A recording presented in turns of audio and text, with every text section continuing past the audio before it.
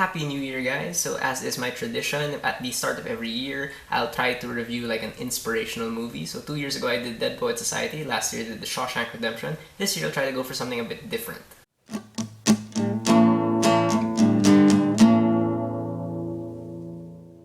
Good Will Hunting is directed by Gus Van Sant, written by Ben Affleck and Matt Damon, and stars Matt Damon, Robin Williams, Ben Affleck, Stellan Skarsgard, and Minnie Driver. And Good Will Hunting is about, well, Will Hunting, played by Matt Damon, who's kind of a punk. He gets into a lot of fights and trouble with the authorities, but he also happens to be a genius. We're talking smarter than most of the professors who teach at MIT, where he works as a janitor. But after being threatened with jail time, Will eventually ends up in the office of a therapist, Dr. Sean Maguire, played by Robin Williams, and this movie begins to examine who Will is and who the people around him are. And my tita gave me a DVD of Good Will Hunting for Christmas, and it's a movie I knew a lot about before but had never actually seen in its entirety, and I figured I'll watch it now, and I'm really glad I did because I love this movie. It's just filled to the brim with incredible writing, fantastic performances, and just the sense of warmth that's so rare to find nowadays. First of all, visually speaking, the production design is, for lack of a better phrase, very grounded and nothing fancy, but it works just fine, especially when coupled with the cinematography from Jean-Yves Escoffier, which is very warm. And again, warm is really the best way for me to describe this whole movie. All these shots of Will's commute on train, or just the city of Boston in general, add another layer to the story being told here, that of making this movie also kind of like a love letter to the city of Boston, and making this city feel homely in a way that I was able to connect with even if I've never been to Boston. And during the opening credits alone, I just fell in love with Danny Elfman's score for this movie. It's hard to pinpoint what emotion ultimately comes out on top in this music, since it's very busy and complex and kind of wistful all the way through, though not in an overbearingly sad way. To me, it kind of reflects the lack of direction Will is experiencing, although there's always some goodwill thrown in there. And the soundtrack is awesome as well. It's just the perfect 90s acoustic time capsule, and every single song in the soundtrack from Elliott Smith is just perfect. And the editing here by Pietro Scalia displays a really great sort of balance among the different aspects of Will's life, because the way this movie is structured,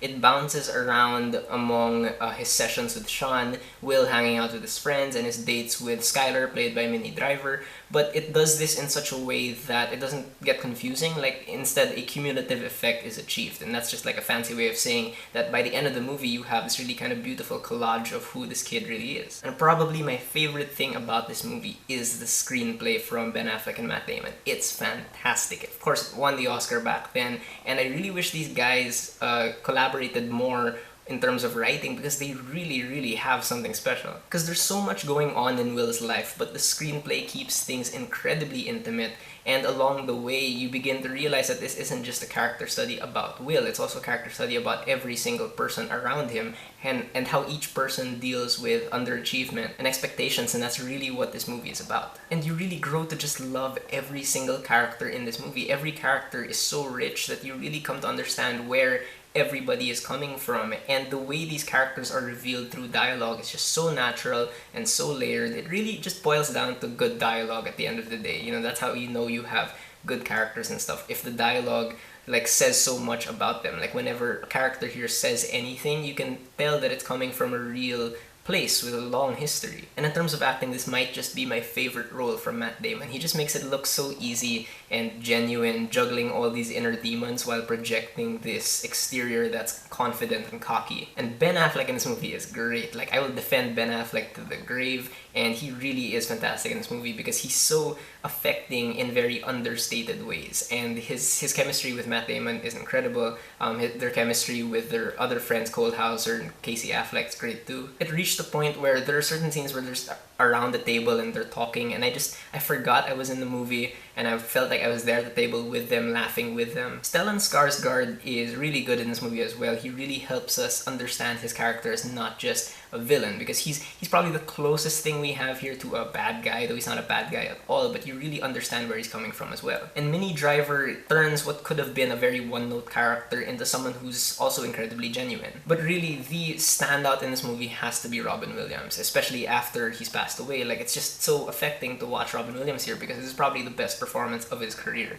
The way he matches Will's tenacity without being mean is it's just such a well-balanced performance. But at the same time, he shows us all of Sean's flaws and his weaknesses, but at the same time, you can tell that this character has such an understanding of Will, and you begin to understand that these therapy sessions are just as much therapy for his own character. Gus Van Sant wisely stays out of the way while directing this movie, and he always keeps things very intimate. The big emotional moments don't really have like a sweeping score underneath them or long speeches in them, and there are some good monologues in this movie, but the real big emotional moments are kind of just accomplished through simple gestures and quiet moments between characters. So it's really a credit to Gus Van Sant for the warmth this movie has. And in terms of negatives, I'm really just kind of grasping for flaws here because there's really not much bad I can say about this movie. You know, there's some moments while people are talking when there'll suddenly be a quick cutaway to what they're talking about, like when Will and Sean are talking about a certain baseball game, it'll suddenly show footage of that game,